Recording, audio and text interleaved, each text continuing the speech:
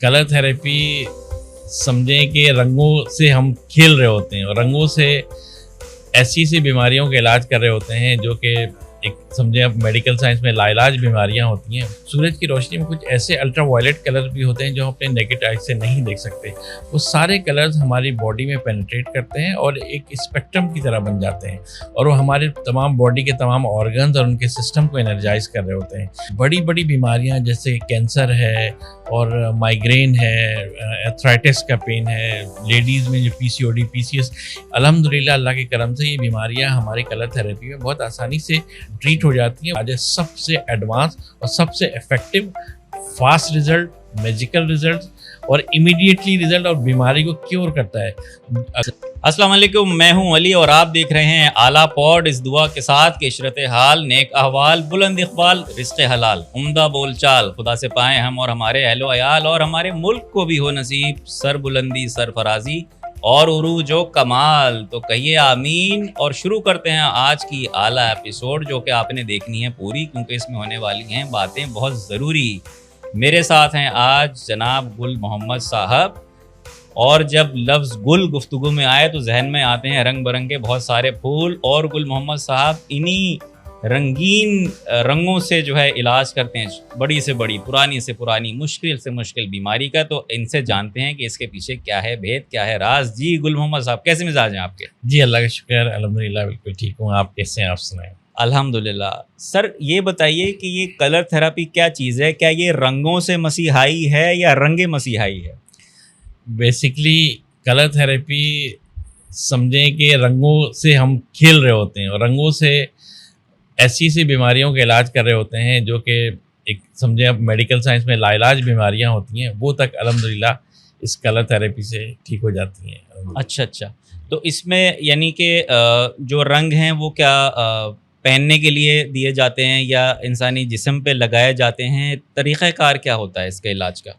देखिए, colour therapy अगर आप देखें तो बहुत तरह से की जाती हैं। कुछ लोग कलर थेरेपी करते हैं कि कपड़ों से होता है कि आप इस कलर के कपड़े पहने, उससे हीलिंग होती है। कुछ जो कलर थेरेपी इस टाइप की होती है कि आप कलर्स, रूम के कलर्स को चेंज करके फिर उस तरह से करते हैं। कुछ ऐसे होते हैं कि उस कलर के वाटर चार्ज करके उसको आप ड्रिंक करते हैं तो उससे इलाज हो जाता है। हमारे जो कलर थेरेपी है ये बिल्कुल एक न्यू रिसर्च है, न्यू तरीका है और हम डायरेक्ट जो है ना हाथ और पाँव के स्किन पे, डायरेक्ट बॉडी के हाथ और पाँव की स्किन पे कलर्स लगाते हैं और उसी से हीलिंग होती है अल्हम्दुलिल्लाह। अच्छा अच्छा, ज़बरदस्त। तो ये जैसे आपने फरमाया कि नया एक तरीक़ा इलाज है, तो कितना यानी कि ये कब इसकी शुरुआत हुई, दुनिया के किस खित्ते में हुई, कहाँ से दरियाफ्त किया गया?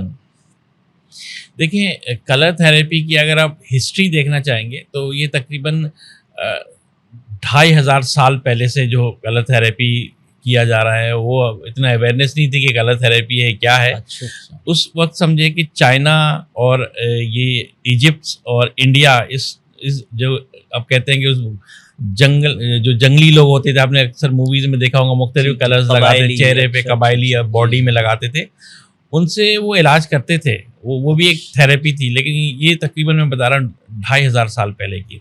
लेकिन अगर जिद्दत इसके अंदर आई है जिसको क्रोमोथेरेपी कहते हैं, जो लाइट के ज़रिए से हुआ, तो इसमें जो मॉडर्न क्रोमोथेरेपी जो दुनिया में जो चीज़ें हैं, इसके जो बानी कहलाते हैं, पायनियर जो कहलाते हैं, वो नील्स विंसन है जो कि डेनमार्क से इनका ताल्लुक़ है और 1877 से उन्होंने इसको स्टार्ट किया था एज अ क्रोमोथेरेपी, लाइट के ज़रिए से। तो वो एक कदीम ज़माने से चली आ रही है। फिर उसके बाद मुख्तलिफ इसमें जिद्दत आती रही, चेंजेस आते रहे, लोग अपनी अपनी तहकीक के हिसाब से, कुछ लोगों ने वाटर चार्ज करके शुरू किया, फिर क्रोमोथेरेपी में और जिद्दत आई उसके अंदर। जैसे वो करते थे कि रूम्स के अंदर के पूरे रूम के लाइट को चेंज कर देते थे, येलो और ऑरेंज, रेड, जो जिस चीज़ की नीड होती थी वो करते थे। फिर अभी ये जो हम जो कर रहे हैं कलर थेरेपी, ये बिल्कुल न्यू रिसर्च है। ये तकरीबन समझे कोई 8-10 साल पुरानी है। अच्छा अच्छा। तो उसमें जो है ना डायरेक्ट हम हाथों और पाँव के जो पॉइंट्स होते हैं, जो कि प्रेशर पॉइंट, उसके ऊपर कलर्स लगा के हम यूज़ करते हैं। अच्छा, ज़बरदस्त। तो आप पहले चलें, ये तो बहुत इंटरेस्टिंग फील्ड मुझे लग रही है। यकीनन इसके ऊपर मैं मज़ीद आगे सवालात इसकी तरफ आता हूँ। पहले अपनी जर्नी के बारे में आप बताइए कि आप इस तरफ कैसे आए and how did you discover कि एक्चुअली ये एक फील्ड है, इस तरफ आना चाहिए, और आपका इंटरेस्ट कैसे बना, कहाँ से आपने सीखा? एक्चुअली क्या था कि बचपन से ही मुझे ऐसा था कि मुझे मेडिसिन नहीं पसंद थी और मेडिसिन से मैं बचता था। और उस ज़माने में तो ये एंटीबायोटिक वगैरह भी नहीं होते थे, फिर भी मैं इन चीज़ों से अवॉइड करता था। और मैं चाहता था कि मैं कुदरती चीज़ों से, नेचुरल चीज़ों से हीलिंग करूं। और ये शुरू से ऐसे ही था। मैं अपने घर में भी फैमिली मेम्बर को बचाता था और मैंने एक सोचा था कि कोई कभी कुछ ऐसा हो कि जो है ना, हम इस तरह के इलाज हो कि हम डॉक्टर से, मेडिसिन से, इन चीज़ों से बचें और इस तरह की नेचुरल हीलिंग हो। तो इत्तेफाक ये हुआ कि मैं मलेशिया में था, फैमिली के साथ वहीं था। तो एक दफ़ा ये हुआ कि मुझे फ्रोज़न शोल्डर का इशू हो गया था। मेरे शोल्डर में पेन हुआ बहुत शदीद। तो मुझे किसी ने बताया कि वहाँ मलेशिया में एक सिटी सेंटर की मार्केट, वहाँ पे आप चले जाएं तो वहाँ पे एक चाइनीज़ बैठे हैं जो कि सुजोग थेरेपी करते हैं। सुजोग एक कोरियन थेरेपी है, सुजोग थेरेपी। उसी से तो उन्होंने प्रेशर एक्यूपंक्चर भी करते थे, एक्यूप्रेशर भी करते थे, सुजोग भी करते थे। तो उन्होंने मुझे थेरेपी दी और आप अनबिलीवेबल कि मैं 2-3 सेशन में ही ठीक हो गया था। अमेजिंग। जबकि लोगों ने मुझे बताया था फ्रोजन शोल्डर इतनी जल्दी प्रॉब्लम ठीक होती नहीं है, लेकिन मैं ठीक हो गया था। चूँकि मेरे पास मलेशिया में टाइम बहुत था और बहुत इंटरेस्टिंग था मेरे लिए, चूँकि मैं ऐसा सोचता था, तो मैंने उनसे बात की, सीखने की, और वहीं से जो है ना मैंने हमारा सिलसिला शुरू हुआ मेरा सीखने सिखाने का। ये तकरीबन कोई 2007-8 की बात है। तो उस वक्त से मेरी जर्नी स्टार्ट हुआ है। ज़बरदस्त। तो ये पूरा कोर्स यानी बिगिनिंग से लेके अपने आप को एक प्रैक्टिशनर के लेवल तक लाने के लिए कितना टाइम ड्यूरेशन दरकार है? देखिए, उनसे वहाँ जो मैंने कोर्स किया था और आज तक जो कर रहा हूँ, मुझे लगता है कि इतना डीप है कि मतलब अब तो पहले तो मैं सीखता था, और जैसे मैंने आपको बताया कि वो जो सुजोग थेरेपी थी, और तो उनसे मैंने सुजोग थेरेपी, कोरियन, रशियन, ये सारी चीज़ें सीखी। फिर कलर थेरेपी वो नहीं करते थे। कलर थेरेपी क्योंकि मैं उनसे करने के बाद फिर मैं प्रैक्टिस में आ गया 2012-13 में के बाद से मैंने प्रैक्टिस शुरू कर दी इसकी। और उसके कुछ चंद सालों के बाद जो है ना, उसके अंदर एक जो सुजोग थेरेपी है, उसके अंदर कुछ कलर्स यूज़ करते हैं, ग्रीन, ब्लैक वगैरह यूज़ करते हैं, तो बड़ा इफ़ेक्टिव था। तो मेरा भी इंटरेस्ट था कि इसको और ज़्यादा वास्ट में किया जाए। तो फिर कुछ लोगों से मेरी इंटरनेशनली मुलाकात हुई, उसके बाद वो लोग भी रिसर्च कर रहे थे, मैं भी उनके साथ एक पार्ट बना रिसर्च का, और हम लोगों ने इस कलर थेरेपी के ऊपर, न्यू रिसर्च के ऊपर काम करना शुरू किया। तो समझे कि मैं कोई 2014-15 से जो है ना इसके अंदर इन्वॉल्व हुआ, और उसके बाद आज तक हमारी रिसर्च चल रही है इसके ऊपर। अच्छा, तो जाहिर सी बात है कि इल्म तो कोई भी हो, एक समंदर है, उसमें आप जितना आगे जाएं तो गहराई मिलती ही है। और सुजोग थेरेपी जो एक लफ्ज़ बार बार डिस्कशन में आ रहा है, तो यानी कलर थेरेपी उसका एक पार्ट है, तो सुजोग थेरेपी में और क्या क्या चीज़ें शामिल होती हैं? देखिए, सुजोग थेरेपी बेसिकली ये होता है कि हमारे दोनों हाथ और पाँव में हमारे बॉडी के तमाम ऑर्गन्स के पॉइंट होते हैं।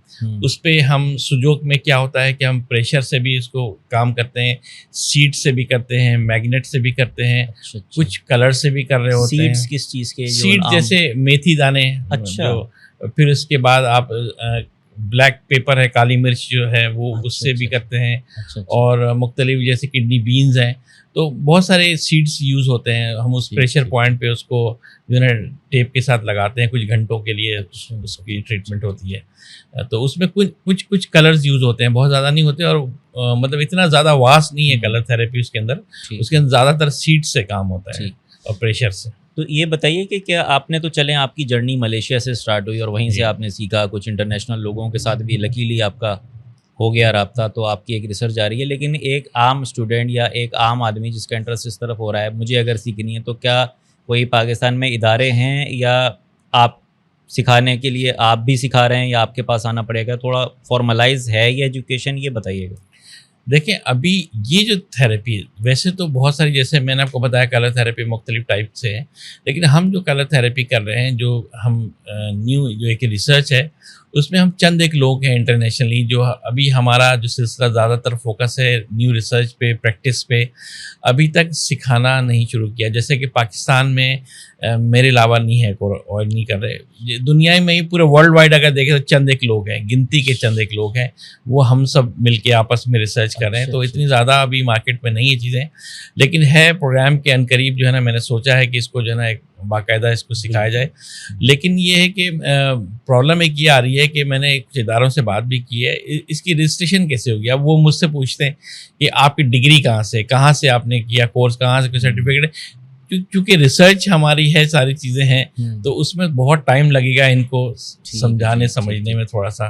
ठीक है। इसी से एक ज़ैली सवाल जहन में आ रहा है कि जैसे कि जो MBBS करके आते हैं तो वो डॉक्टर कहला रहे होते हैं, तो क्या ये आप लोगों का जो है ये प्रैक्टिशनर कहलाएगा इसके बाद, या डॉक्टर कहलाएगा? टाइटल क्या उसमें अवार्ड होता है फिर?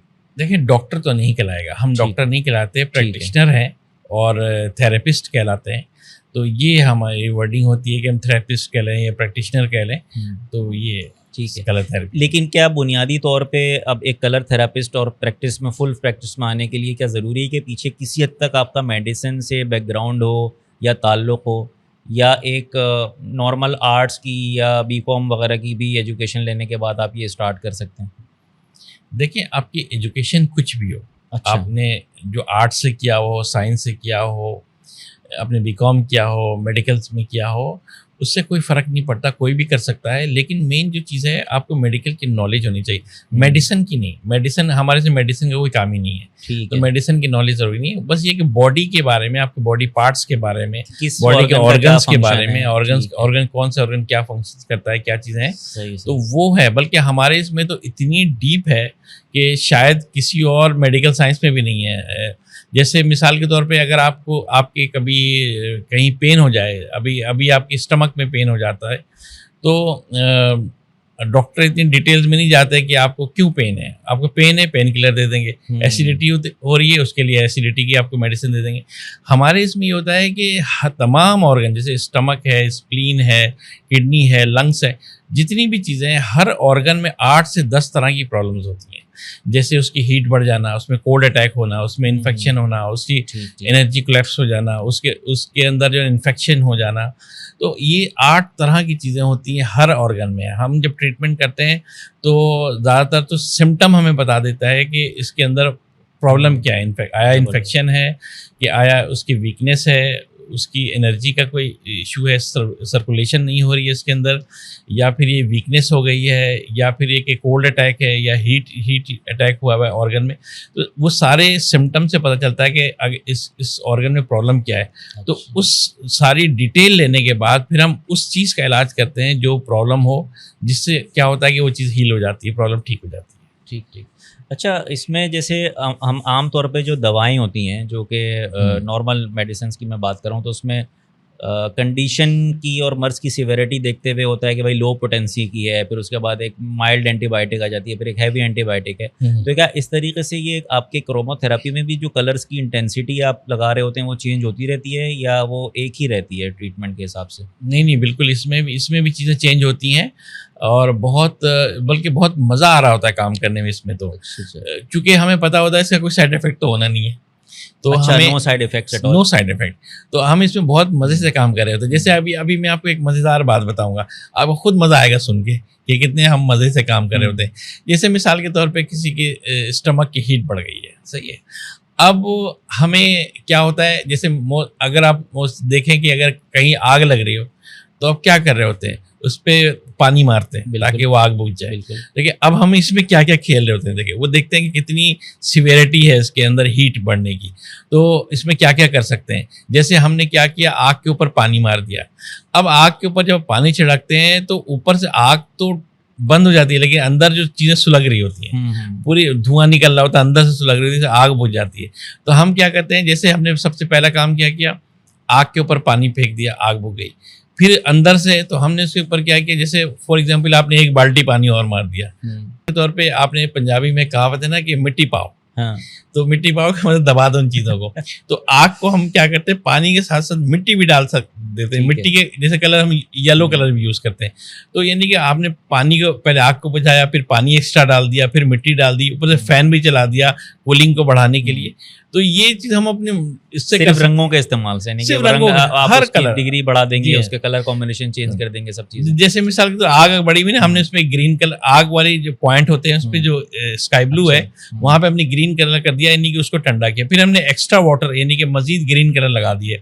अब उसमें अगर हम डार्क ब्लू कलर ऐड कर देते हैं तो इसका मतलब हमने उसको फैन चला दिया। उसके ऊपर येलो कलर डाल दिया, इसका मतलब ये है कि वो मिट्टी भी डाल दी। तो इतना फास्टेस्ट हम चीज़ों को कूल डाउन कर सकते हैं, डिपेंड करता है कितनी सिवियरिटी है। अच्छा। वरना नॉर्मल हम ग्रीन कलर से भी काम कर सकते हैं, सिर्फ एक कलर से। अच्छा, लेकिन जिस भी ऑर्गन के प्रॉब्लम है, जिस भी जगह का मर्ज है, लेकिन वो लगेगा कलर जो है हाथों और पैरों के प्रेशर पॉइंट्स पे ही लगेगा। ऐसा नहीं है कि सर का दर्द है तो सर के ऊपर कलर लग रहा है, या पेट का अगर मसला है तो कहीं पेट के ऊपर जो है वो मार्कर का इस्तेमाल हो रहा है। और दूसरा सवाल सबसे बड़ा ये कि जिस तरीके से हर इंसान के फिंगरप्रिंट्स यूनिक होते हैं, दूसरे के नहीं होते वैसे, तो क्या प्रेशर पॉइंट्स भी हर इंसान का यूनिक होता है या वो सेम होते हैं? देखिए, मैं आपको आपके सारे 2-3 सवाल मिक्स हैं, मैं सबके जवाब जी। देता हूँ आपको। सबसे पहले तो ये है कि जो पॉइंट्स कलर लगाते हैं ना, इसमें देखिए 2-3 टेक्निक पे हम यूज़ करते हैं। जैसे अल्लाह ताला ने हमारे दोनों हाथ और दोनों पाँव में हमारे बॉडी के तमाम ऑर्गन्स के पॉइंट बनाए हुए, हार्ट, लंग्स, लिवर, किडनी, सब हमारे दोनों हाथों पे, उंगलियों पे, फिंगर पे, हाथ पे पॉइंट्स हैं, उसके और पाँव में भी हैं। तो ये 2-3 जैसे अलग-अलग थेरेपी है, उसमें अलग-अलग पॉइंट्स हैं। जैसे सुजोग थेरेपी के पॉइंट्स अलग हैं। अच्छा। TCM ट्रेडिशनल चाइनीज़ मेडिसिन, इसके पॉइंट्स अलग हैं, दोनों अपनी जगह बहुत इफेक्टिव हैं। अब जो TCM है, जो ट्रेडिशनल चाइनीज़ मेडिसिन कहलाती है, TCM के पॉइंट, उसके पॉइंट पूरी बॉडी में भी होते हैं और हाथ और पॉइंट पे भी होते हैं। तो हम जो प्रेशर पॉइंट होते हैं, हम सुजोग के भी पॉइंट यूज़ कर रहे होते हैं, हम TCM के भी यूज़ कर रहे होते हैं, और मज़ीद हम डायरेक्ट ऑर्गन के पॉइंट पे भी कर रहे होते हैं। जैसे फॉर एग्जांपल हम हाथ के फिंगर्स पे, पाँव पे कर रहे होते हैं। TCM में हम पाँव के मुख्तलिफ जगहों पे, हाथ के भी आगे पीछे भी हो जाते हैं। फिर बाज़ वक़्त क्या होता है कि हम बॉडी के उस जगह पे जहाँ पे कोई प्रॉब्लम हो रही हो, हम उस जगह पे भी डायरेक्ट भी करते हैं। जैसे होता है क्या है कि अगर किसी को चोट लग जाती है तो आप लोग क्या करते हैं हम कि वहाँ पे हल्दी लगा दो। सही। तो वो येलो कलर बहुत कारआमद होता है हमारे लिए, हम भी वो करते हैं। अच्छा। तो हम डायरेक्ट उस जगह पे भी लगा सकते हैं। जैसे मिसाल के तौर पे अगर किसी को बेड सोर हो जाए, पूरा बैक पे बहुत खतरनाक जख्म हो जाता है, हम हाथ पे तो पॉइंट देते ही हैं। अगर मैं ये भी बता रहा हूँ कि कोई आपके नाजरीन लोग सुन रहे हैं तो इस चीज़ को नोट करके बहुत फ़ायदा उठा सकते हैं। अगर किसी को बेड सोर हो गया हो तो उसके बेड सोर के आउटर साइड पे जहाँ तक है, उसमें सिर्फ डार्क ब्लू कलर उसको लगा दें उसी जगह पे, पर्टिकुलर स्किन के ऊपर, बैक पे वो लगा दें, तो आप देखेंगे फर्स्ट डे से हीलिंग शुरू हो जाएगी। With in a few days बिल्कुल आपका बेड सोर खत्म हो जाएगा। आउटर उसका हाशिया बना दें, आउटर हाशिया बना दें। अच्छा। जहाँ जहाँ पे है बेड सोर, तो उससे क्या होगा कि आप देखेंगे सेम डे से उसमें जो है ना वो रिड्यूस होना शुरू हो जाएगा। With in a few days आहिस्ते से वो बिल्कुल खत्म हो जाएगा। अच्छा, ज़बरदस्त। तो ये ऐसा भी हम डायरेक्ट स्किन पे भी कर। अच्छा, अमूमन जो अल्टरनेटिव मेडिसिन या थेरापीज़ होती हैं, जिस तरीके की कलर थेरापी है या एक्यूपंक्चर हो गया, एक्यूप्रेशर हो गया, तो इससे ज़्यादातर लोगों का परसेप्शन ये होता है कि ये कोई नज़ला ज़ुकाम किस्म की जो छोटी मोटी बीमारियां होंगी वही उनके ऊपर ये कारगर होगी। लेकिन इसके अलावा जैसे जो दीगर अमराज हैं, किसी के अल्लाह का नगर दिल का मसला है, किसी को जिगर का या किडनी का कोई प्रॉब्लम है, किडनी स्टोन है, या कोई और टर्मिनल डिजीज़ है, जॉइंट्स का मसला है, कोई कैंसर वगैरह का मामला है, तो क्या कलर थेरापी से इन चीज़ों का भी इलाज मुमकिन है? जी मुमकिन है, बहुत हद तक मुमकिन है, और बल्कि इसमें तो मोर इफेक्टिव रिजल्ट हैं। अब ये काम कैसे करता है जिसकी वजह से बहुत इफेक्टिव है, वो मैं आपको बताऊं। देखिए, अल्लाह ताला ने जो सूरज की रोशनी में रेनबो कलर्स बनाए हैं, वो सारे जो कलर्स हैं जो कि हम अपने नेकेड आइज से देख सकते हैं, लेकिन सूरज की रोशनी में कुछ ऐसे अल्ट्रा वायलेट कलर भी होते हैं जो हम अपने नेकेड आइज से नहीं देख सकते। वो सारे कलर्स हमारी बॉडी में पेनिट्रेट करते हैं और एक स्पेक्ट्रम की तरह बन जाते हैं, और वो हमारे तमाम बॉडी के तमाम ऑर्गन्स और उनके सिस्टम को एनर्जाइज कर रहे होते हैं। तो और हमारी स्टडी ये बताती है कि कौन से ऑर्गन में किस कलर की कमी है, किसकी ज़्यादती है, तो हम उन कलर्स को बैलेंस करते हैं, उनकी कमी बेशी को दूर करते हैं, तो प्रॉब्लम ठीक हो जाती है। अब जैसे छोटी मोटी बीमारी तो इसमें कोई बड़ी बात नहीं है, बिल्कुल ऐसा होता है कि मैजिक की तरह ठीक हो जाती हैं। लेकिन बड़ी बड़ी बीमारियां जैसे कैंसर है और माइग्रेन है, एथराइटिस का पेन है, लेडीज़ में जो पीसीओडी, पीसीएस, ये सब ऐसी चीज़ें हैं जो कि मेडिकल साइंस में लाइलाज बीमारियां होती हैं। अल्हम्दुलिल्लाह अल्लाह के करम से ये बीमारियां हमारे कलर थेरेपी में बहुत आसानी से ट्रीट हो जाती हैं, बल्कि क्योर हो जाती हैं। अच्छा, अच्छा। ऐसी क्रोनिक डिजीज़ जिसका इलाज नहीं है, वो तक अल्हम्दुलिल्लाह ठीक हो जाती तो है। जो ये रिपीट पेशेंट्स यानी आपके पास आए रिपोर्ट्स वगैरह लेके पहले और बाद की जो होती है कलर थेरेपी के बाद की, तो वो एविडेंटली उसमें रिपोर्ट्स के थ्रू साबित हुआ कि उनको देखिए, क्योर हुआ? बहुत सारे पेशेंट जो है जब लेकर आए रिपोर्ट, तो मैं खुद बहुत ज़्यादा शॉकिंग हो गया कि अच्छा। इतने ज़बरदस्त रिज़ल्ट हैं। मतलब आपके पास टाइम की कमी है, वरना मैं पेशेंट तक की डिटेल्स बताऊँगा क्या क्या हुआ था और कितने अच्छा, ज़बरदस्त अच्छा। हार्ट पेशेंट के हवाले से किडनी वो डायलिसिस हो रहे थे, और इसके अलावा जो उनके क्रिएटिनाइन बढ़ा हुआ था, और इसके अलावा कैंसर के पेशेंट। एक मैं छोटा सा जिक्र करना चाहूँगा, जी, जी। वो ये है कि मुझे एक दफ़ा किसी ने कॉल किया, किसी ने मेरा नंबर दिया था। उनको डॉक्टरों ने वहाँ पे बता दिया था, उनको जवाब दे दिया था कि भाई आप जो 3 महीने से वो एडमिट थे और पिछले 15 दिन से ना वेंट पे थे। तो आखिर में उन्होंने बताया कि भाई आप अब इसका कोई हमारे पास इलाज नहीं है, आप लोगों से मिलवा दें, दुआ करें, ये करें। तो उन्होंने मुझे जब बुलाया तो उनकी कंडीशन बहुत ख़राब थी। उन पे जो है ना वो ऑक्सीजन मास्क उनको लगाया हुआ था, तो मैंने उनको कलर्स लगाए, और लगाने के विदिन अ मिनट मैंने बोला कि अब ये ऑक्सीजन मास्क ज़रा हटाएं। कह रहे नहीं, हम तो नहीं लगा सकते, फ़ौरन सैचुरेशन के नीचे आती है। मैंने कहा हटाएं तो सही। तो उन्होंने हटाया, तो यकीन करें वो सैचुरेशन के नीचे नहीं है, वो उनकी जो है ना 97 98 पे ही थी, और वो वैसी रही। उसके बाद से उनको लगाने की ज़रूरत ही नहीं पड़ी। अच्छा। सेकंड जब मैं उन्हें सारे कलर्स लगा दिए, फिर मैं चला गया। सेकंड डे वो वार्ड में शिफ्ट हो गए। 3 दिन बाद वो छुट्टी हो गई उनकी वहाँ से, और ये 3-4 महीने पहले की बात है, और अल्हम्दुलिल्लाह अब वो दोबारा उन सब ने जॉब भी जॉइन कर ली। ज़बरदस्त। उनके पास मल्टीपल प्रॉब्लम्स थी, कैंसर भी थे, बहुत कुछ था। अच्छा, अब अच्छा। अल्हम्दुलिल्लाह 100% ठीक हुए हैं, जॉब भी जॉइन कर ली है, ठीक। और कई लोगों को उन्होंने रिकमेंड भी किया है मेरे पास। अच्छा, तो इस अच्छा। तरह की प्रॉब्लम भी अल्हम्दुलिल्लाह उसके बाद से ये हुआ है कि उस हॉस्पिटल से कई डॉक्टरों ने मेरे पास पेशेंट को रेफ़र किया। अच्छा, अच्छा। अब किसने किया मुझे नहीं मालूम, लेकिन अच्छा, आते हैं, कहते हैं वहाँ से आपका नंबर मिला है। अच्छा, अच्छा। तो एक चलें वो तो डॉक्टर्स ने रेफ़र कर दिया, लेकिन आप माशाल्लाह जिस तरीके के केसेस बता रहे हैं, जी। तो क्या कोई एक मेडिसिन माफिया की तरफ से कभी कोई आपको धमकी में फ़ोन तो नहीं मिला कि ये आपने क्या शुरू कर दिया है, हमारे लंबे-लंबे बिल बनना बंद हो गए? देखिए, ये अभी तक मिले तो नहीं है, लेकिन एक्सपेक्टेड है कि इन फ्यूचर मेरे साथ शायद ऐसा हो सकता है। अच्छा, अच्छा। क्योंकि अभी बहुत ज़्यादा लोगों को इसके बारे में अवेयरनेस नहीं है, लोगों को पता नहीं है। अभी मेरे पास बहुत ज़्यादा लाइनें नहीं लगी हैं लोगों की। जब लाइनें लगना शुरू हो जाएँगी, टोकन लेना शुरू हो जाएँगे, जब बहुत ज़्यादा हो जाएगी, तो हो सकता है फिर ऐसा हो। चूँकि मैं तो कोई मेडिसिन यूज़ नहीं करता, जी, जी। तो सिर्फ़ कलर से ही काम कर रहा होता हूँ, तो हो सकता है कि सही। क्या ये किसी हद तक रीकी से भी मुंसलिक कर सकते हैं हम इसको, जैसे रीकी में भी है कि एनर्जी की वेव्स वगैरह उस तरीके से?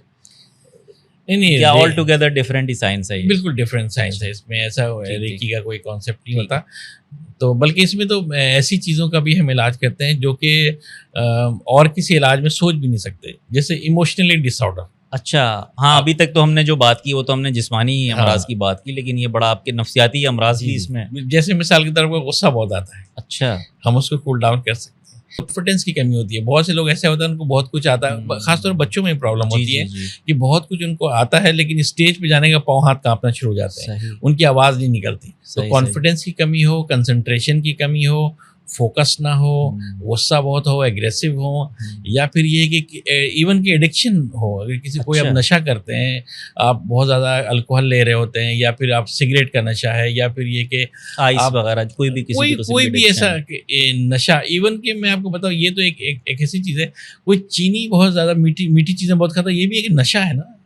तो वो कोई आप बहुत से लोगों को होता है, जैसे लेडीज में खट्टा बहुत पसंद है, वो चाट खाएंगी, सिर्फ उनको प्रॉब्लम हो रही है लेकिन खट्टा नहीं छोड़ेंगी, तो वो भी है। कोई जो स्पाइसी चीज़ें बहुत खाते हैं, कोई मिर्चें बहुत खाते हैं, ये सब भी चीज़ें एडिक्शन में आती है। ये इन सब सही, चीज़ों को भी हम कंट्रोल कर सकते सही, सही। हैं अल्हम्दुलिल्लाह। और इसमें डिप्रेशन का भी आपने जिक्र किया था, बिल्कुल, मेरे ख्याल से डिप्रेशन, पाकिस्तान में एंजाइटी तो तो बहुत बहुत कॉमन फैली हुई बीमारी है आजकल। बिल्कुल, डिप्रेशन, एंजाइटी, स्ट्रेस और सैडनेस, ये सब तो बहुत आसानी से, बहुत फास्ट से, फर्स्ट डे से ही रिजल्ट आना शुरू हो जाता है, बिल्कुल कूल डाउन हो जाता है। आपको माशाल्लाह 12-15 साल से तो आप ये कर रहे हैं पाकिस्तान में, और उससे पहले भी आपने मलेशिया में सिलसिला रखा है, तो पाकिस्तान में सबसे ज़्यादा किस बीमारी के पेशेंट आपके पास आए हैं और आपने क्योर की? देखिए, हमारे यहाँ जो ये देखने में आ रहा है, जो मैं पिछले तकरीबन 4 साल से हूँ पाकिस्तान में, तो प्रैक्टिस कर रहा हूँ। तो मैंने यहाँ देखा है कि यहाँ पे जो है ना माइग्रेन के पेशेंट बहुत हैं, साइनोसाइटिस के पेशेंट बहुत हैं, इसके अलावा डिप्रेशन एंजाइटी के बहुत हैं, डायबिटिक के पेशेंट बहुत हैं, हाई बीपी के पेशेंट बहुत हैं। तो ये सब चीज़ें बहुत ज़्यादा हैं। इसके अलावा जब जिस वक्त कोरोना का दौर था तो मैं यहीं पाकिस्तान में उसी दौरान आया था। तो मैंने कुछ लोगों से अपने बताया था कि देखिएगा ये कोरोना जो अभी स्टार्ट हुआ है सिर्फ उसके आफ्टर इफेक्ट ये होंगे कि कुछ अरसे बाद अब देखेंगे किडनी पेशेंट बहुत आएंगे। अच्छा। तो लोगों ने बोला यार इसका किडनी से क्या ताल्लुक, किडनी पेशेंट क्यों आएंगे? क्योंकि किडनी का ताल्लुक होता है डर से। अगर आप खौफ और डर आपके अंदर होगा ना, किसी भी चीज़ का, बीमारी का डर हो, मरने का डर हो या किसी भी चीज़ का डर हो, तो डर आपकी किडनी को अफेक्ट करता है। अच्छा। आपके किडनी के इश्यूज होते हैं। तो अभी आप देखें किडनी पेशेंट कितने ज़्यादा है, मेरे पास इतने लोग आ रहे हैं किडनी पेशेंट, तो बढ़ गए हैं किडनी पेशेंट इसकी वजह से। कोरोना का आपने जिक्र किया, तो क्या कोविड के किसी पेशेंट के ऊपर आजमाई कलर थेरेपी? सर वो तो बहुत ही मज़ेदार वहाँ पे एक्सपीरियंस है मेरे पास।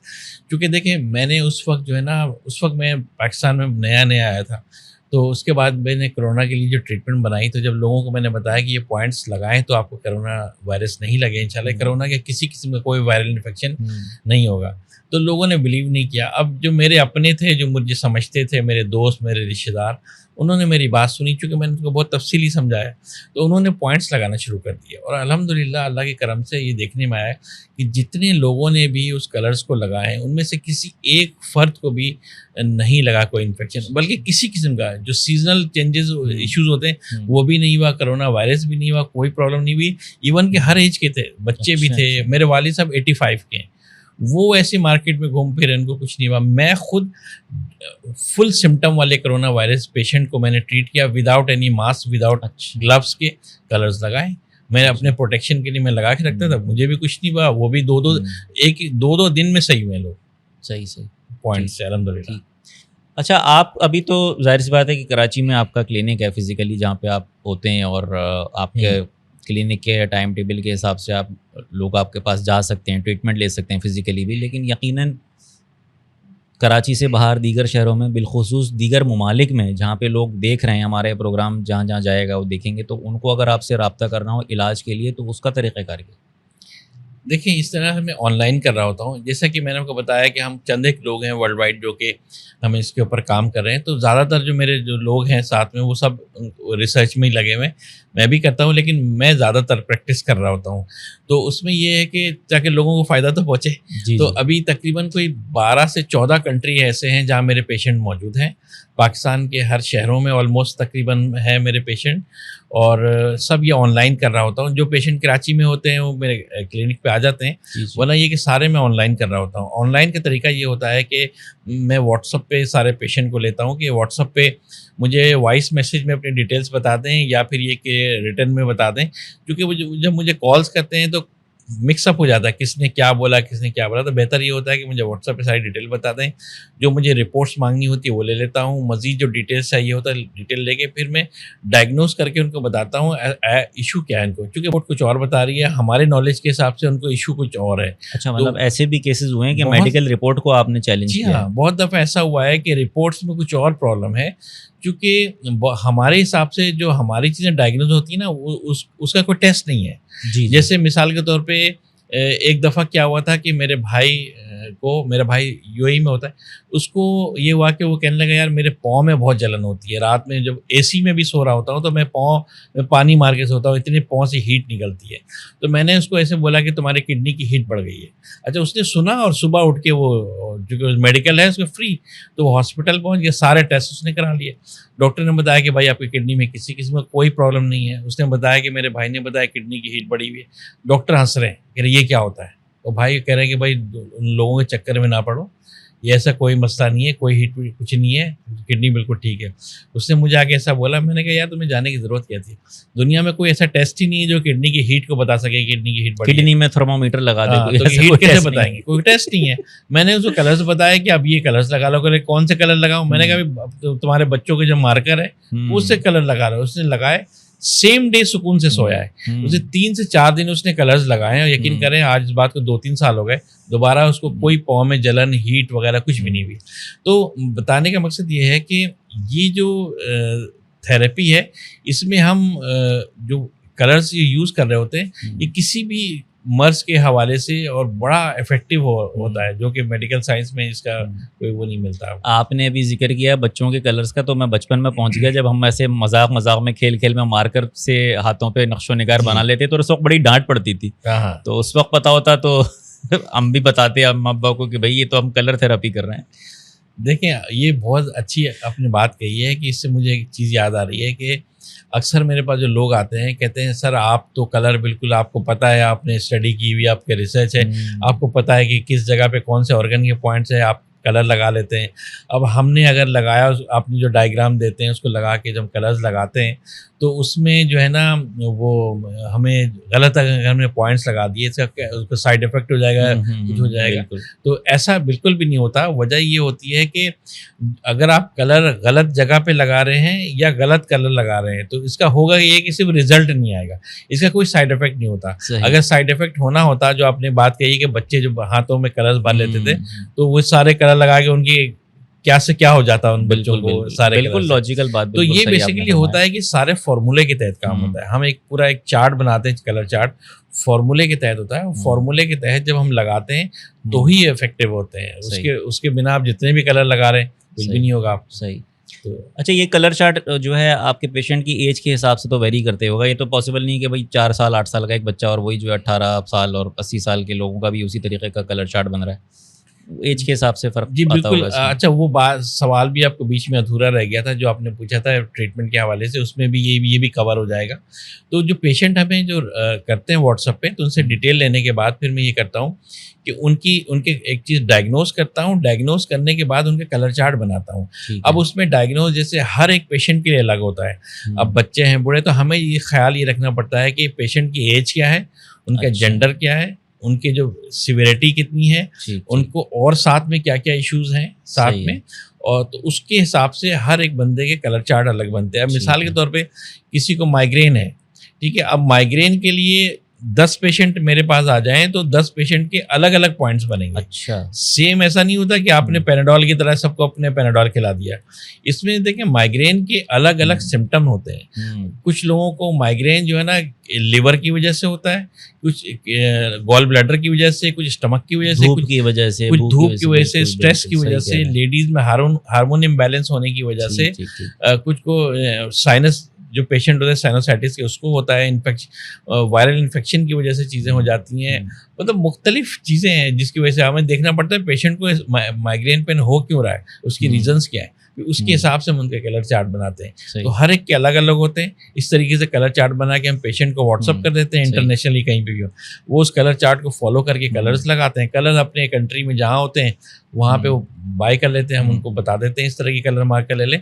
कलर मार्कर जो होते हैं, जो कलर मार्कर हम यूज़ करते हैं वो एक जनरल मार्कर होता है। ऐसा नहीं होता कोई स्पेशल मार्कर है, उसमें कोई ऐसी चीज़ की केमिकल मिला हुआ है जो इफेक्ट कर रहा है, ऐसा कुछ नहीं। जनरल मार्कर है, और आप चाहे तो अपने स्केच मार्कर बच्चों के ले लें, लेकिन हम परमानेंट मार्कर इसलिए यूज़ करते हैं ताकि वो कलर थोड़े स्टे कर जाए। जो बच्चों के स्केच मार्कर होते हैं वो वाटर मार्कर होते हैं, वो मिट जाते हैं, घिस जाते हैं, तो वो लगाते हैं। उसकी वजह ये होती है कम से कम 6 से 8 घंटे तक कलर लगा के रखना पड़ता है, दिन की रोशनी या लाइट की रोशनी में, तब वो जाके इफेक्टिव होता है। तो इस तरीके से आपकी बात से मुझे एक चीज़ जहन में आई कि क्योंकि अभी कलर थेरेपी इतनी ज़्यादा कॉमन या कमर्शलाइज नहीं है, तो अगर जब कमर्शलाइज हो गई तो फिर वो मार्कर्स भी ब्रांड उस तरीके से होने लगेंगे कि भाई specially design for colour therapy, और उनकी कीमत भी फिर हज़ारों लाखों में चली जाएगी, जैसे दवाओं के साथ किया गया बिग फार्मा।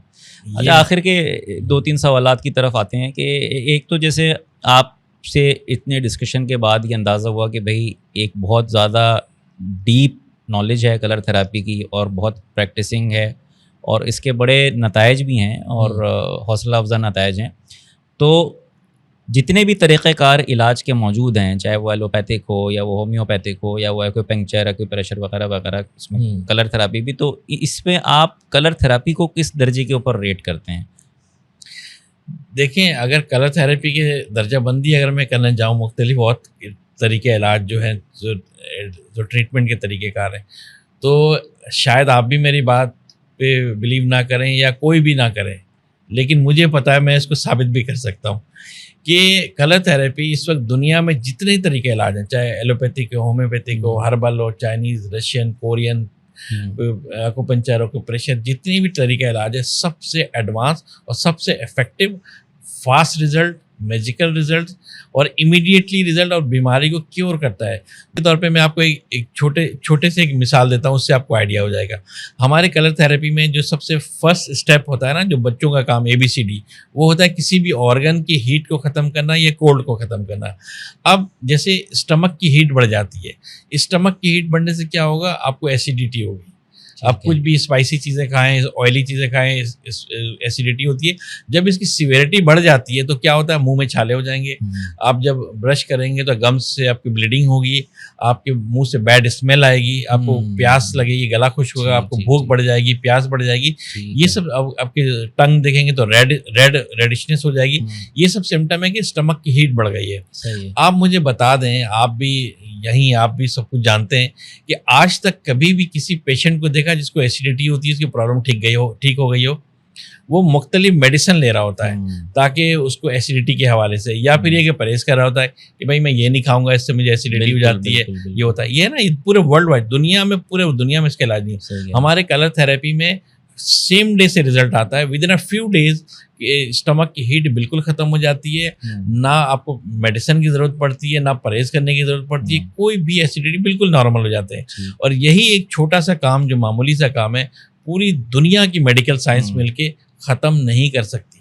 अब इतना इंटरेस्टिंग डिस्कशन हो रहा है कि सवाल से सवाल निकलता चला जा रहा है। अब एक चीज़ जैसे आपने बताई, एसिडिटी के हवाले से आप बात करें, तो क्या कलर थेरेपी की ट्रीटमेंट के साथ आप कोई लाइफस्टाइल चेंजेस भी बताते हैं, कोई परहेज वगैरह भी होता है, या बस जो चल रहा है बस कलर थेरेपी की और अपना इंसान को अपने उसी रूटीन पे रहना है?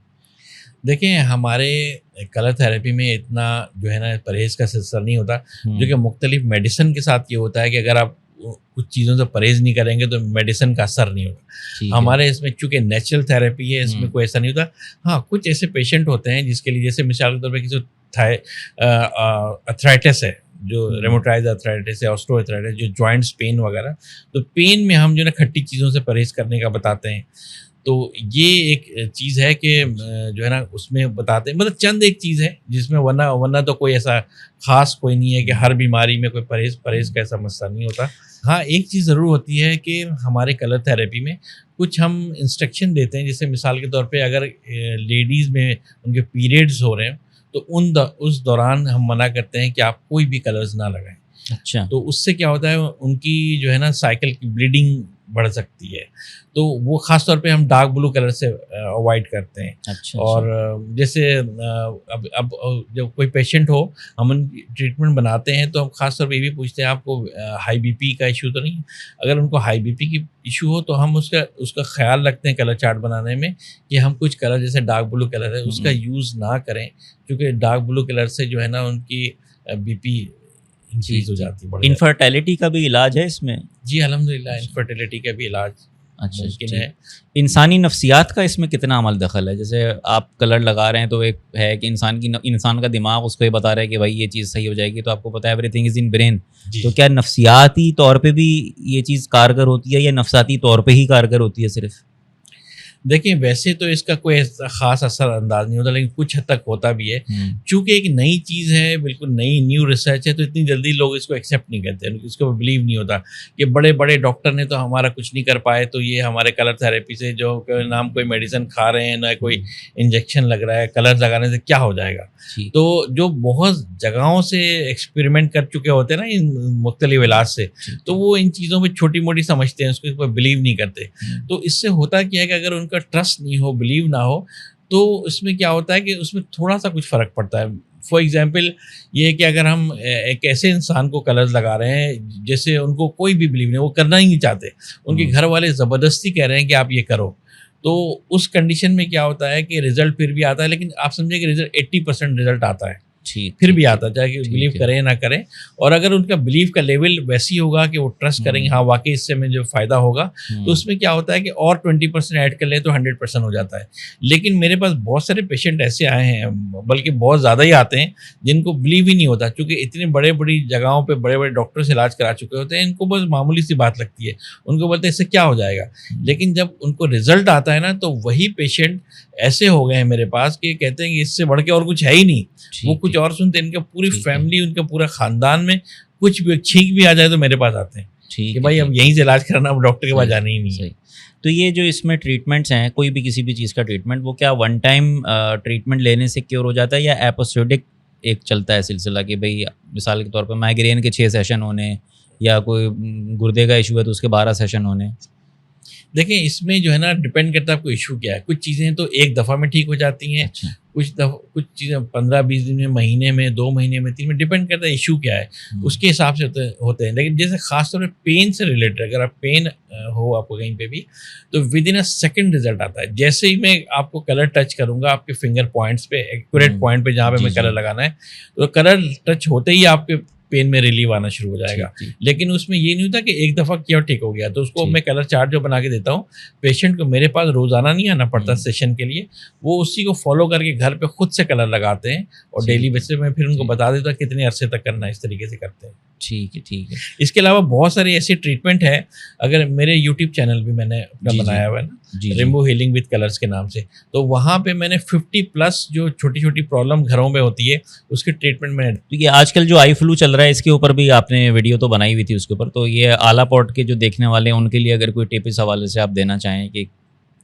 देखिए ये जो आजकल आइज इन्फेक्शन जो जगह जो हुआ हुआ है बहुत ज़्यादा आम है, उसमें तो बहुत इफेक्टिव है ये कलर्स। मैंने मेरे यूट्यूब चैनल के ऊपर जो मेरी वीडियो बनी हुई है इसके ऊपर, तो वो उसको यूज़ करें। कुछ कलर्स के पॉइंट्स होते हैं, ब्लैक और ग्रीन 2 ही कलर का यूज़ है जो कि आम मिल जाते हैं, तो वो अगर आप अप्लाई करेंगे तो देखिए जिनको आई इन्फेक्शन हुआ है उसको वो एक सेम डे या सेकेंड डे ठीक हो जाएंगे।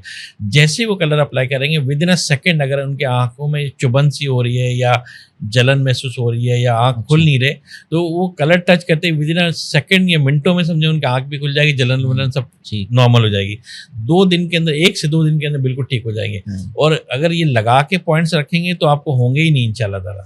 कलर थेरापी से क्योर की गई किसी भी बीमारी के वापस आने के कितने इम्कानात होते हैं? देखिए हम लोग हयात हैं, जिंदा हैं, चीज़ें खा रहे हैं, पी रहे हैं, सब कुछ कर रहे हैं। ठीक है, ठीक है। एक चीज़ है, मिसाल के तौर पे मैं बार बार घूम के एक ही जगह पे आ जाता हूँ। अगर किसी ऑर्गन की मैंने हीट को खत्म कर दिया, जैसे स्टमक की हीट को खत्म कर दिया, आप नॉर्मल हो गए। अब आप वो खा रहे हैं, फिर एंजॉय कर रहे हैं, फिर आपने फिर वही गरम गरम चीज़ें खानी शुरू कर दी, ड्राई चीज़ें, ड्राई फ्रूट वगैरह खानी शुरू कर दी, तो होता है कि आप फ़ौरन नहीं होता, 1-2 साल बाद हो सकता है फिर दोबारा हो जाए, चूँकि आप फिर आपने अपनी डाइट को वैसी कर लिया है। तो फिर अगर दोबारा ऐसी हीट बढ़ जाती है तो फिर कलर्स लगा के नॉर्मल कर लें। तो हम चीज़ों को तो ख़त्म कर लेते हैं, लेकिन देखिए चीज़ें फ्लैट जब होती हैं, जब इंसान डेड हो जाता है। आप अलाइव हैं, आपके ऑर्गन्स काम कर रहे हैं, तो वो चीज़ें होती हैं। मतलब हमारा काम ये होता है कि ऑर्गन से उस प्रॉब्लम को ख़त्म कर दें। लेकिन मैजिक पिल तो कोई भी नहीं, हाँ, मेडिसिन में तो भी नहीं है डेफिनेटली। हाँ बिल्कुल, उस चीज़ को ख़त्म कर देते हैं, लेकिन आप अपनी जो हैबिट की वजह से दोबारा वो चीज़ें खुद पैदा कर लेते हैं। ठीक, तो ठीक, ठीक। ये होता है। तो गुल मोहम्मद साहब, आला पॉड के जो देखने वाले हैं वो यकीनन आपसे रब्ता करने के लिए हम ये स्क्रीन के ऊपर आपके व्हाट्सएप नंबर और यूट्यूब का चैनल जो है वो हमने दे दिया। इंशाल्लाह वो आपसे रब्ता करेंगे। तो आला पॉड के तवज्जुह से अगर कोई आपसे रब्ता करे तो उसके लिए कुछ खुसूसी तौर पे कुछ अगर इनायत करें तो? देखिए आपके आला पॉड की तरफ से जो भी मुझे कॉल करेंगे या रब्ता करेंगे और बताएंगे कि मैं उनके रेफरेंस से आपकी वीडियो देखी थी या अली रज़ा साहब के रेफरेंस से बात करें, तो मैं जो है ना उनको 50% डिस्काउंट, ज़बरदस्त, जो मेरी ज़बरदस्त। ट्रीटमेंट चार्जेस बहुत आला बात कर दी आपने। बल्कि आप वो ऐसा करें कि पहले अपने बता दें सारी चीज़ें, जी, जी। और वो करने के बाद सारी जब मैं चार्जेस बता दूं फिर मुझे बताएं कि आला पॉड की तरफ से हूँ, तो वरना वो ज़बरदस्त, कहेंगे यार मैंने पहले बता दिया तो उन्होंने, उनके चार्जेस इतने नहीं थे, उन्होंने इतने बता दिए। तो जो बिल्कुल। चार्जेस मैं बता दूंगा उसके बाद आप बताएं, ताकि मैं फिर जब 50% करूंगा तो आपको पता चलेगा कि वाकई मैंने 50% किया है। अच्छा ये बताए, जैसे एक दवा लेने के औकात कार होते हैं कि भाई नाश्ते में, दोपहर में, खाने के बाद, सोने से पहले, तो इस तरीके से क्या कोई कलर थेरापी के भी औकात कार हैं कि दिन में ही लगेगा या खाली पेट लगेगा या खाने के बाद लगेगा या रात में सोने से पहले लगा लें और फिर सो जाएं? जी बिल्कुल है। असल में देखें कलर का इफेक्ट जो होता है ना रोशनी में होता है। अब चाहे दिन की रोशनी हो या लाइट की रोशनी हो, दिन की रोशनी से मुराद ये कि होता है ना घर में बाहर से खिड़कियां दरवाजे खुले हैं, दिन का टाइम है, रोशनी हो रही है, लाइट की ज़रूरत नहीं है, या फिर आप घर से बाहर हैं, रोशनी में हैं, तो वो लाइट सनलाइट, और या फिर ये कि अगर घर के अंदर हैं और आपने लाइट ऑन किया हुआ है, रोशनी हो रही है, तो इन दोनों कंडीशन में इसका रिजल्ट 100% है। अंधेरे में जब लाइट ऑफ हो, डार्कनेस हो, उसमें इसका रिजल्ट 50% रह जाता है। तो कोशिश क्या करें कि दिन की रोशनी में या लाइट की रोशनी में लगाएं। और सेकंड ये कि अगर आपने कलर्स को थोड़ी देर के लिए, बेशक 5 मिनट के लिए, 10 मिनट के लिए धूप में अगर उस कलर्स को आप करेंगे तो उसका जो इफेक्ट बहुत ज़्यादा बढ़ जाता है। फिर दूसरी बात ये होती है कलर लगाने की टाइमिंग। जो कलर्स हैं हमारे तकरीबन मिनिमम 6 से 8 घंटे तक लाजमी लगे होने चाहिए। अच्छा। 6 से 8 घंटे तक लाजमी है। उस 6 से 8 घंटे के दौरान अगर वज़ू करने से हाथ पैर धोने से कलर मिट जाए या हल्के हो जाएँ तो दोबारा टॉप अप कर लें, और उसके बाद जो है ना 8 घंटे जब पूरे हो जाएँ तो बेशक लगे रहने दें या मिटा दें। कुछ ऐसी कलर्स होते हैं जिसको मैं बताता हूँ कि इसको आपने मिटा देना, बहुत फास्ट कलर है, इसको अब 6 घंटे 4 घंटे ज़्यादा नहीं रखना। सबसे ज़्यादा ताकतवर रंग कौन सा है? यानी एक तो मैं जो समझ रहा हूँ आपकी बात से कि मुख्तलिफ बीमारियों में, कंडीशन में एक कॉम्बिनेशन ऑफ कलर्स आप बताते हैं, बट वो कौन सा कलर है कि जो बड़ा कॉमन है हर ट्रीटमेंट में और बहुत पावरफुल कलर है? देखिए इसमें जो स्काई ब्लू कलर है, जो ग्रीन कलर है, येलो कलर है, पिंक कलर है, ये हमारे बहुत ज़्यादा यूज़ में होता है। उसकी वजह ये है कि देखें जितनी चीज़ों से आपके वीकनेस हो, पेन हो, हीट बढ़ गई हो, कोल्ड बढ़ गई हो, तो कहीं पे हम जब कोल्ड को बढ़ाने के लिए ग्रीन यूज़ करेंगे, हीट के लिए स्काई ब्लू यूज़ करते हैं। इसके अलावा पेन के लिए, इन सब चीज़ों के लिए जो है ना रेड कलर भी, येलो कलर भी यूज़ कर रहे होते हैं। तो ये जो ख़ास तौर पे जो 3-4 कलर बहुत इंपॉर्टेंट है, जैसे स्काई ब्लू है, ग्रीन है, येलो है, रेड है, ये बहुत इंपॉर्टेंट है। और ब्लैक ख़ास तौर पे, ब्लैक सबसे ज़्यादा इंपॉर्टेंट है। अच्छा। हमारी स्टडी बताती है कि जो वाइट कलर होता है ना, उसमें जो है ना वो एक्सिस ऑफ ऑल कलर्स होते हैं। अच्छा। Axis of all colours. अच्छा। जो ब्लैक कलर होते हैं ना, उसमें एब्सेंस ऑफ ऑल कलर्स होते हैं, उसके अंदर कोई कलर नहीं होता, और वाइट के अंदर सारे कलर्स होते हैं। ज़बरदस्त। तो जो ब्लैक कलर होता है ना, वो चीज़ों को, इन्फेक्शन को और एलर्जीज को ख़त्म कर देता है, किल कर देता है। अच्छा। ज़बरदस्त। तो ये थी हमारी आज की आला पॉड की एपिसोड, जिसमें हमने बड़े मज़े की इन्फॉर्मेटिव बातें की गुल मोहम्मद साहब से कलर थेरेपी के बारे में। उम्मीद है कि आप लोगों की भी नॉलेज में काफ़ी इजाफा हुआ होगा। और सबसे बड़ी बात ये है कि महंगाई के इस दौर में, जबकि पेट्रोल की कीमतें आसमान से बातें कर रही हैं, आला पॉड के तवस्सुत से अगर आप रब्ता करते हैं गुल मोहम्मद साहब से, तो आपको मिलेगा 50% डिस्काउंट। तो दिए गए नंबर्स के ऊपर रब्ता कीजिए गुल मोहम्मद साहब से। मैं जो हूँ अब इनसे अपना एक कलर थेरेपी का ट्रीटमेंट लेने जा रहा हूँ, जनरल वेलबींग का। आप इसको भी वीडियो में देखिएगा, सब्सक्राइब कीजिएगा, लाइक कीजिएगा, देखते रहिएगा आला पॉड।